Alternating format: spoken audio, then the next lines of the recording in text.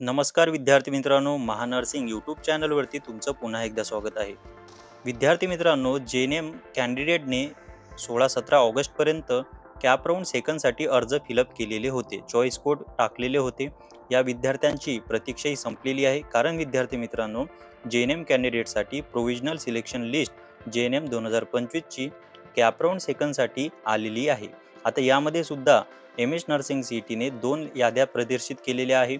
त्यामध्ये प्रामुख्याने जे विद्यार्थी ऑफिशियली एमएस नर्सिंग सीईटी देऊन आलेले आहेत त्या विद्यार्थ्यांची यादी आणि जे विद्यार्थी एएनएम करून जेएनएमला प्रवेश घेणार आहे त्या विद्यार्थ्यांची यादी. एकंदरीत 2 विद्यार्थ्यांच्या याद्या आलेल्या आहेत. आता संपूर्ण यादी काय आहे, सिलेक्शनमध्ये जे विद्यार्थी सिलेक्ट झालेले आहेत त्या विद्यार्थ्यांसाठी काय महत्त्वाच्या सूचना आहेत या व्हिडिओमध्ये आपण बघणार आहे. जेव्हा तुम्ही ऑफिशियल वेबसाईटवरती क्लिक करता तेव्हा जेएनएम ऑप्शनवरती क्लिक केल्यानंतर नोटिफिकेशनमध्ये तुम्हाला 2 याद्या दिसतात. त्यापैकी आपण MHBSc नर्सिंग सीईटी कॅन्डिडेटची यादी बघणार आहे. जेव्हा आपण ते क्लिक करतो, विद्यार्थी मित्रांनो, प्रस्तुत जे PDF आहे त्या PDF मध्ये महत्त्वाच्या सूचना त्यांनी दिलेल्या आहे. विद्यार्थी मित्रांनो, जेएनएम कॅप राऊंड सेकंडसाठी तुम्हाला इथं शो होत असेल एका विद्यार्थ्याचे जर आपण एक्झाम्पल घेतलं, जसं इथं SML नंबर 1 आहे, म्हणजे याची ऑल महाराष्ट्र जी रँक आहे 1 आहे आणि या फॉर्म नंबर इथं शो होत असेल. ॲप्लिकंटचं नाव आहे, ती मुलगी असून ती OBC कॅन्डिडेट आहे आणि त्यामध्ये तिने जेएनएम कोर्स सिलेक्ट केलेला आहे. आता त्या विद्यार्थिनीला सेंट्रल सिव्हिल हॉस्पिटल अहिल्यानगर लागलेला आहे आणि ते ओपन कॅटेगरीमधून सिलेक्ट झालेली आहे. आता हिने काय केलं होतं तर हिने रिटेन्शन केलेलं होतं. एकंदरीत तिला पहिल्या कॉलेजमध्ये सुद्धा नंबर लागलेला होता.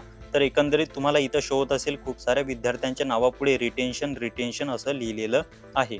आता काही विद्यार्थ्यांकडे काही चेंज नाही आहे. काही विद्यार्थ्यांना चॉईस इज नॉट अवेलेबल आलेला आहे, तर काही विद्यार्थ्यांना नो रेफरन्स अवेलेबल आलेला आहे.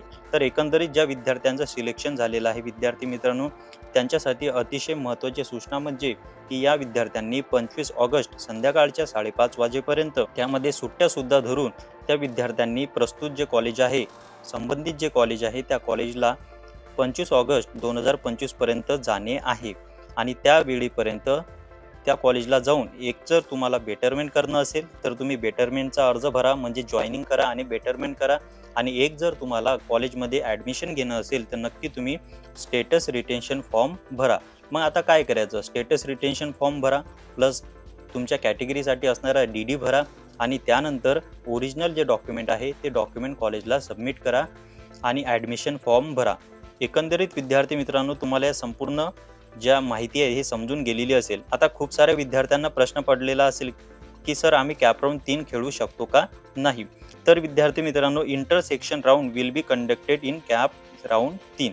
आता इंटरसेक्शनचा अर्थ म्हणजे काय की काही विद्यार्थ्यांना एखाद्या वेळी एक कॉलेज आवडलं नसेल आणि दुसऱ्या विद्यार्थ्याला एखादं कॉलेज आवडलं नसेल तर ते विद्यार्थी आलटून पालटून त्याचे कॉलेज बदलू शकतात, जेणेकरून जी सीट आहे ती रिकामी राहणार नाही आणि सीट सुद्धा भरून जाईल. आता उर्वरित ज्या जागा आहे त्यासाठी सुद्धा कॅप राऊंड 3 येणारच आहे, पण इंटरसेक्शन राऊंड हा वेगळा असतो.